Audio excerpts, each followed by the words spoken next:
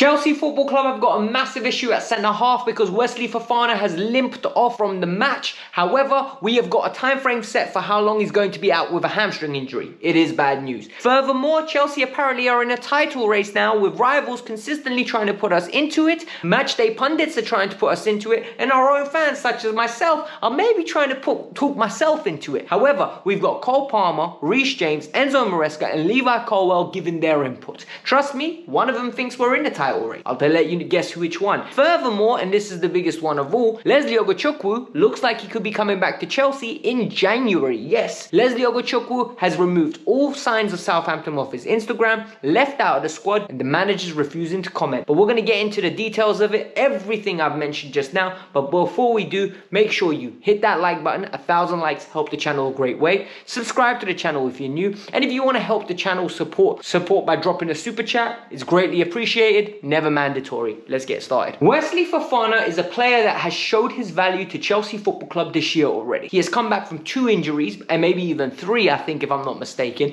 and has been absolutely amazing, right? He has been consistent, he has been reliable, and he has been showing progression from game week 1 to game week 13, and some people even started saying, yo, we got ourselves our top centre-half. The idea that we had when we signed him for £64 million. However, and this is where it gets very interesting and a little bit techy. Yesterday, in the game against Aston Villa, he pulled his hamstring, and straight after the game, Enzo Maresca had an interview where he confirmed that he's going to be out. He's going to be out for at least 3 to 4 to 5 weeks. That's what he said. We are going to have to find out. We're going to have to wait till the swelling comes down. We'll probably give him an MRI scan and we'll understand the full extent of the damage. Wesley Fofana, on the other hand, had a more positive outlook on it. He went on Instagram, put up a photo with Cole Palmer, and he basically said, look, this happens when you don't play football for a while. Your body needs time to adjust. It's an injury, but it's basically not as severe as people would have thought. But trust me, guys, when you've been injured for 9 months, 12 months, a month is nothing. If anything, this was expected. If anything, a lot of us were waiting for this to happen. Like a lot of us said, you can't play him in 2 games in a week because his body's just not used to it. You need to build him up till the end of the year and then maybe next year slowly start to integrate him into the team more often. However, this has caused a little problem that Chelsea didn't want. Because all of a sudden, we've got, I think, like 10 games in the next 4 weeks. And in these 10 games, we're going to need to find a partner for Levi Colwill. Colwill can't play every minute of every game. We all know that. So what do we have? We've got Axel Disasi. I don't think any one of us wants to see him at centre-half. And then we've got Toussaint and we've got Benoit Badiashile. This is where now you need to pick which one you want. Because with Toussaint, you get Premier League experience, you get good passing range, and also you get a right foot, a right centre back. With Benoit Badiashile at left-hand side, what do you get? You get a left footer, a better passing range, and more importantly, a more mobile centre back. However, he does have moments where he punches balls through into centre midfielders where it's not on. I don't know which one I would pick personally. It would be horses for courses, and it would most probably even be as simple as, Benoit, you play today. If you play well, you keep your spot. Genuinely, I don't think there's much between the two at this moment in time. I think Benoit has a higher ceiling than Toussaint, but then we need results now. I don't think neither is the long-term solution. So in the comments below, let me know which centre-half you would pick. I don't think there's a right or wrong answer in this, but I just think both of those players have got a massive opportunity now for the next 4 to 5 weeks to absolutely grab that shirt. So when Wesley comes back, it's broski, you need to hold the bench because it's my top now. But let me know. When it's come to Chelsea Football Club and being in title races, we haven't been in one since Antonio Conte. We have not been a team that has consistently been fighting for a title from game week 1 all the way to the end for a very long time. Under Thomas Tuchel, we had a good run, but then after the sanctions and everything, we fell off, and we fell off badly. What do we need to talk about? We need to talk about whether Chelsea are in a title race. Reece James was asked, can Chelsea win the league? He said, yeah, why not? He was pictured videoed after the game, and he was very confident and very bullish about Chelsea's chances. I don't blame him. However, you have Cole Palmer saying we're not ready, Enzo Maresca's reiterating we're not ready, and Levi Colwill prior to the Aston Villa game and came out and said, look, I'd be scared to play. And I think he's absolutely spot on. He said Enzo Maresca's given us a structure, he's given us the fundamentals, and we look like a team that is well built, ready to compete. For me, he's absolutely spot on. We're well drilled. We have good players, we've got individuals, we've got a collective, and all in all, we're starting to score goals and convert chances at a better eclipse. We need to be confident. However, we're not in a title race. We can't be in a title race after 13 games being 9 points behind. What we are is in a good run of form. What we need to do now is in the next 6 games, Southampton away, Spurs away, Brentford at home, Everton, Fulham and Ipswich. Those 6 games, you win 5 out of those 6, and I tell you now, we will most likely be within 5 points of Liverpool.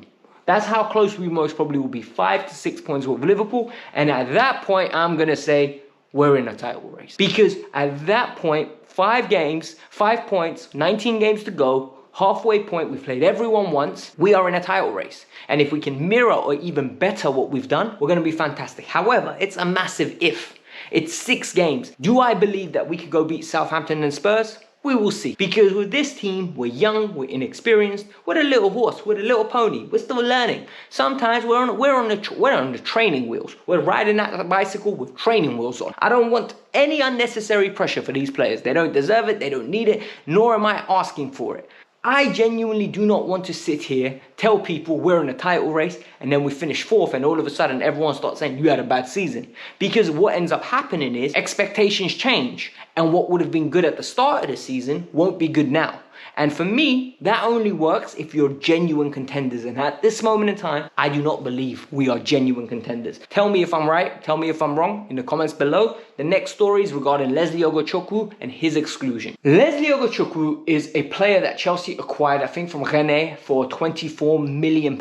And I never understood the acquisition. Part of the reason I never understood it was because I looked at it like this, right? We got Lavia, we've got Caicedo, we've got Ugochukwu, we've got Enzo, and we've got Andre Santos. Too many options. Way too many options. Plus, we had Carney Chukwuemeka and Cesar Casadei already purchased. That is a lot of money for young players, roughly the same age, invested into one region of the pitch. That's not cool. We don't need that. However, the players looked good in the moments that he has had an opportunity. He's a decent player and he's gone on loan to Southampton, but this loan has not gone well. Listen, when loans don't go well, it's one of 2 things, and I tend to see either the player's not taking his chances, or the biggest one of all, the manager's under serious pressure and he ain't got time to be developing other people's players.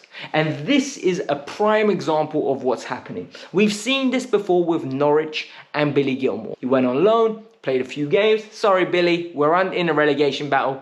You're not welcome here. We'll work without you. You can go back in January. Then we saw it with Andre Santos. Santos got a couple of games for Nottingham Forest under Steve Cooper. Next thing you know, sorry mate, Andre, you're not getting any more minutes. We're not in the business as developing other people's players. Now we're seeing it with Wesley Ugochukwu. Leslie's had more minutes than the other 2 in the prior examples. However, in my opinion, Wesley has not had a fair crack either. Southampton are struggling. Southampton are a team that are bottom of the league. Southampton are a team that are basically odds on to get relegated. They do not have time to be developing Wesley Ugochukwu. And I don't understand why this has turned out like this. When he went there, I genuinely thought he was going to get regular minutes. I thought there'd be an agreement in place to guarantee him regular minutes, and it didn't happen. What it does mean is he's removed them from all of his social network sites. Russell Martin's refusing to comment about it after the game, and he's been excluded from the squad, period. There was no reports of an injury. He is coming back in in January, and we're going to have to decide what we're going to do with him. Personally, if I'm Chelsea, this is what I do. I keep him till the end of the season. Casadei goes on loan. Casadei gets to go play. Wesley Ugochukwu gets the Conference League minutes in that defensive midfield position, and that's what I would do. Let me know in the comments below what you would do, because I don't understand what was the point of acquiring him for £24 million when we don't have a plan for him. And this is the problem I have sometimes with acquiring so many young talents and not giving them an opportunity, because they end up rotting away and looking like bad players, when in reality we saw it with Diego Moreira. Came for free, played for Chelsea under 21s, went to Strasbourg, and now he's starting at Ligue 1 level on a consistent basis, and he looks like a very good player. I'm not saying good enough for Chelsea, but I mean like a good enough player for Ligue 1 mid-table side. So it is what it is. Guys, if you want to go see my match reaction from yesterday's Aston Villa absolute demolition, where people have really enjoyed it, 60% retention, be one of the people that goes and watches. And like I said, hit the like button, subscribe to the channel. See you in 2 minutes, because you're going to watch that. Bye.